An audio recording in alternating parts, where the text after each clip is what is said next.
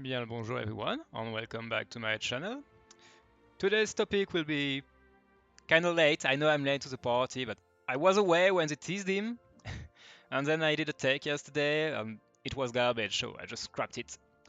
So here we are, Outer Pendragon. But actually what I'm gonna talk about is combo attack mainly, so that my video is kinda relevant because Outer Pendragon has been kinda exhausted as a topic from many other YouTubers. But combo attacks has been mostly ignored. I think this is the most important part because it has been completely reworked. Why is that? Well, it was released with Luce, introduced with Luce as a mechanic on his expertise. That skill has been not reworked in the way of its working, but the description has been completely changed. I think we didn't have any of that part, and the skill can trigger once per second was is the description here. That description has changed too. It was just saying combo attack is an extra basic attack. So what are all of these? All of those? Well, combo attack is a way to deal normal damage, just like basic attack, counter attack, and smite. What are the specifics of each of these way to deal normal damage? Well, basic attack is when you are touching someone and you're doing white numbers, and that someone is, for instance, running. When you are hitting someone that is not actively attacking you, the white number you see will be only a basic attack. So the damage factor is 200, normal damage. You can only launch one basic attack per turn, no matter what. Counter attack are launched as many times as you received a basic attack. So if 5 targets are hitting you, enemies are hitting you, you will launch 5 counter attack for 200 damage factor each. So 200 damage factor to each target. Combo attack were limited to 1 per turn and were only triggering off a basic attack. And because it was an extra basic attack, the damage factor was also 200, and it was also generating rage, as much rage as a basic attack, which is 86.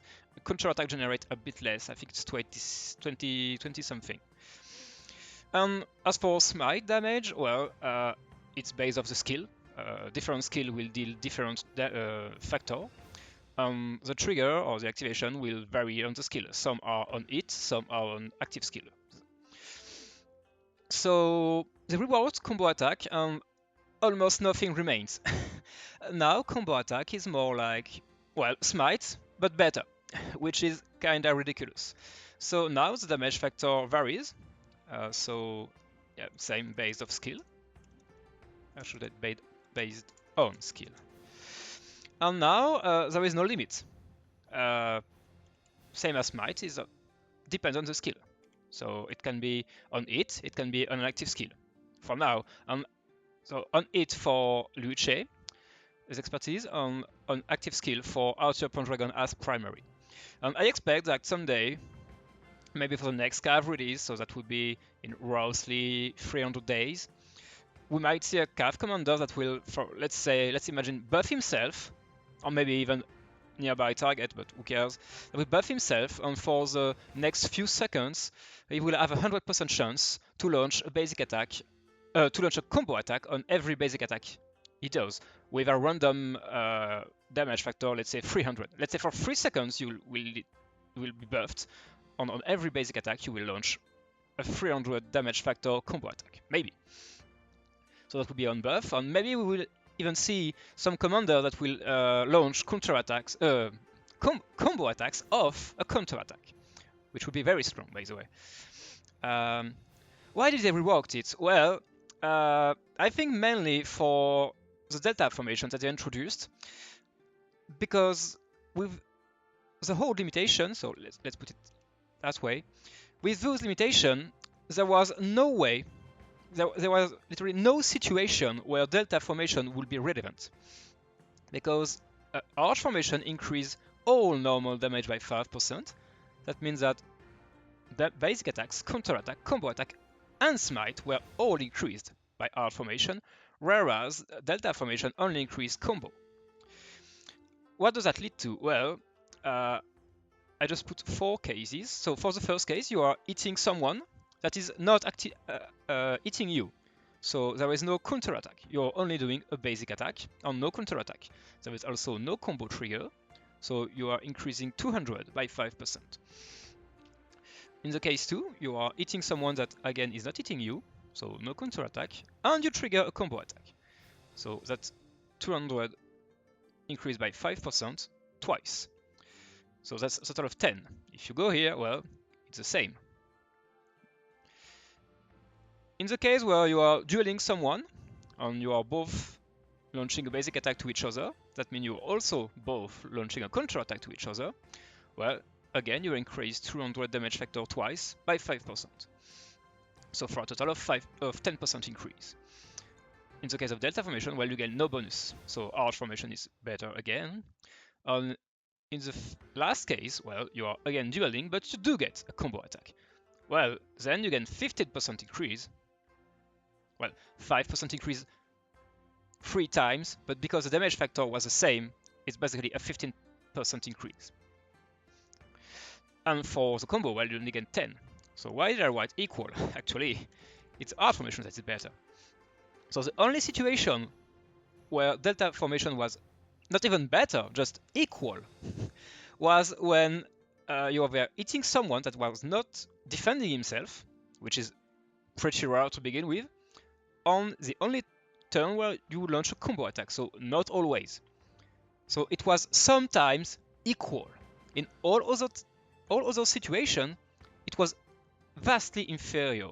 And if you are getting hit by a lot of enemies, well, you are launching more counterattacks, and you increase that number by 5 for each enemy is targeting you. So if 3 targets are hitting you, well, you're at 20 already, at 20 total. So yeah, 20 compared to 0 is already starting to get ridiculous.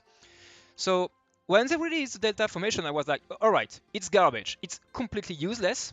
Maybe, just maybe, the inscription will be super strong and make it so that it will counteract this. Well, they were not. The only interesting thing were those stacking formation. Not that one. No, I think it's the first one. Yeah, you could stack a damage boost, unstack a damage reduction taken of basic attack. But to make that relevant, you would need to launch a combo attack very quickly. So basically almost one every turn, which would be super strong. So because you could only launch 1 per turn maximum, you would need at least 10 turns to stack it to the maximum. And even then, it would not be that much better than the Arch inscriptions. So what did they do? Well, they completely changed the factor so that the 10% increase is better now, because you will usually get 10% of a bigger number. So let's put it that way, bigger than 200. And you can stack faster by getting more than 1 combo attack per turn, because multiple per turn. Because if we go to a good pal, Arthur, well, on his active skill, he will launch 6 combo attack in a single turn, meaning he would stack. I can't. That's very funny. Meaning you could stack those inscriptions very quickly. Codex. I mean, with one single active skill, it's not the right formation, right? Well, you will get 6 stack of that, so that would be 8.5% bonus combo damage, which starts to get nice. And you would also get, if you have also that one, well, 8.5% damage reduction. Oh no, stack only to 5 times. Oh, well, you will get instantly 7.5 damage reduction. Is it 5 here too? Yeah, alright. You would instantly stack this, assuming you did not already start stacking it with, for instance, Luce's expertise. So now it starts to get a little bit more interesting. But now we will talk more about Arthur.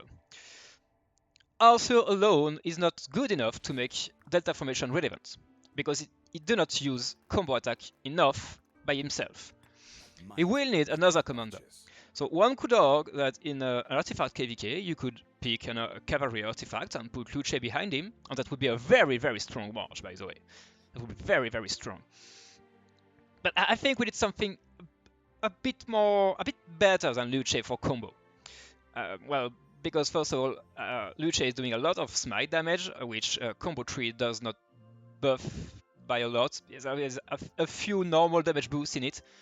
But then if you're running a combo formation, well, you will lose a lot on Luce, so that's not the best march in the game. You're much better off using him for now until we get another combo commander to pair him with. You are much better off using him as a secondary, where he will go to, let's say he has two stance. He has a lake stance and a stone stance, or mod. And if you're running him as a secondary, it turns from lake to stone mode, and 3 of his skills actually change. And his active skill is almost unchanged. In both cases, it will be 2800 damage factor to 3 targets. It's a bit better when it's a primary because it's combo attack, and combo damage is better than smite because it's the same number on the same number of targets. But with combo, you can also trigger on hits. On hits, let's go pick some on hits. Well, of course, you have Luce's expertise, that is on hit. You will have Belisarius' third skill. You will have William third skill too. Scipio's third skill. Is it the third for Scipio?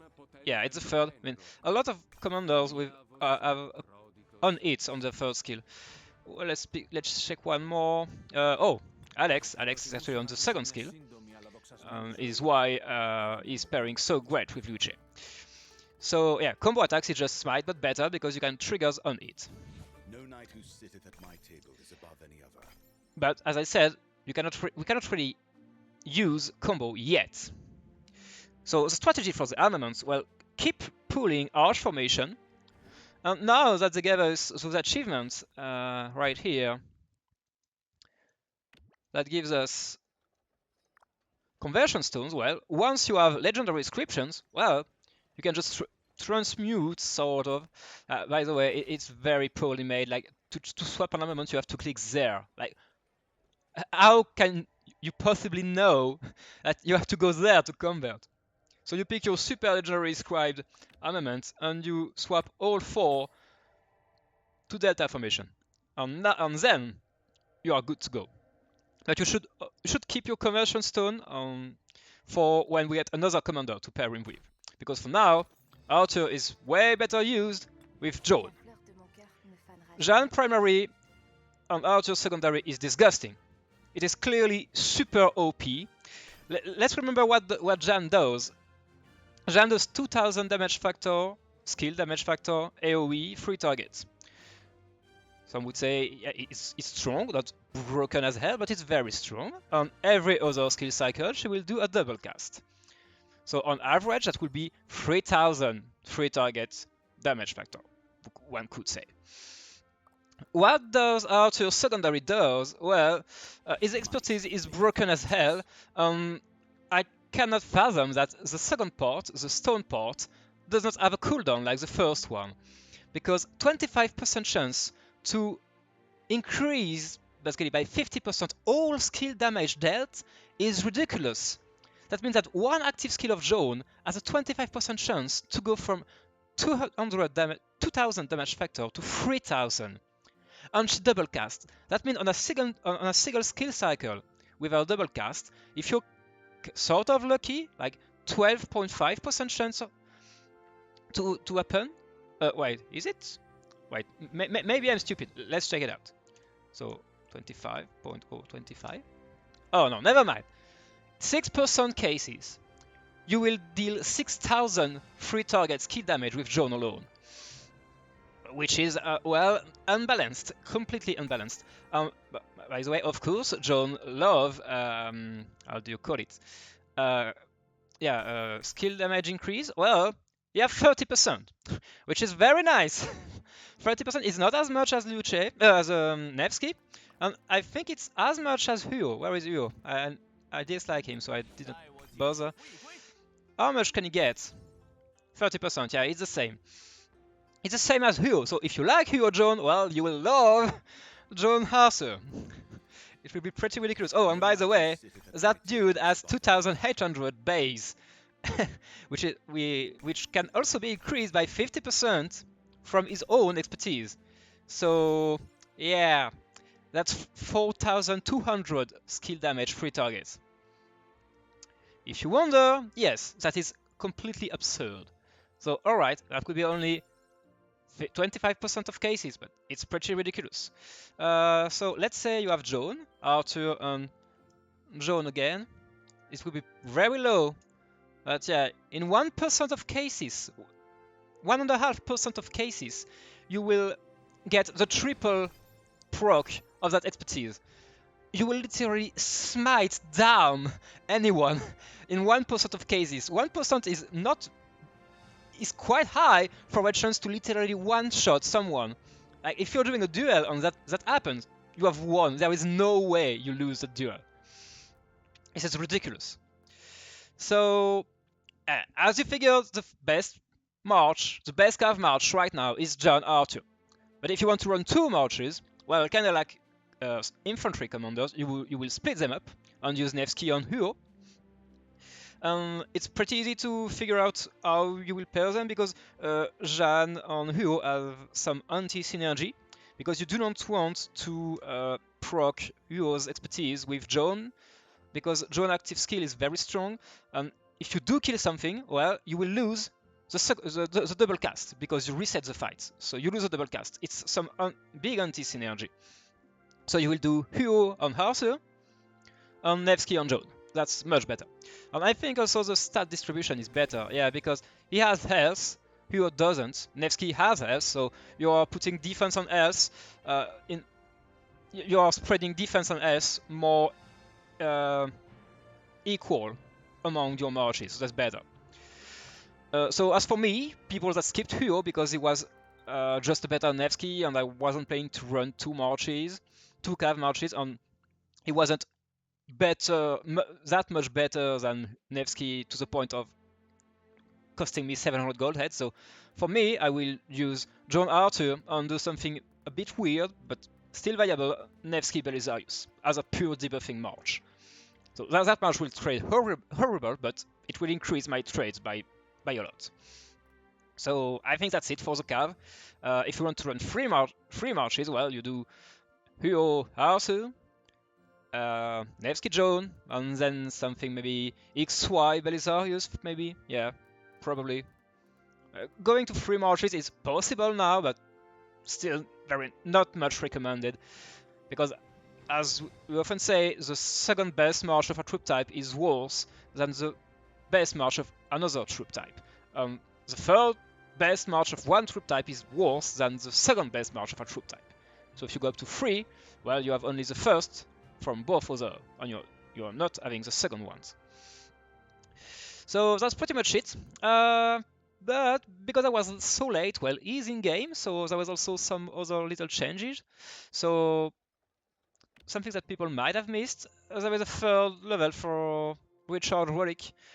Well, I think it's a bit sad because I do not use Richard anymore because of Shajar, but if you did not get Shajar, which I perfectly understand, and you're still AoE barrel farming with Richard, well, you can pick it. It's not big of an increase, but if you have currency, you do not know what to do with it, and you should if you're playing the game daily, well, just get it.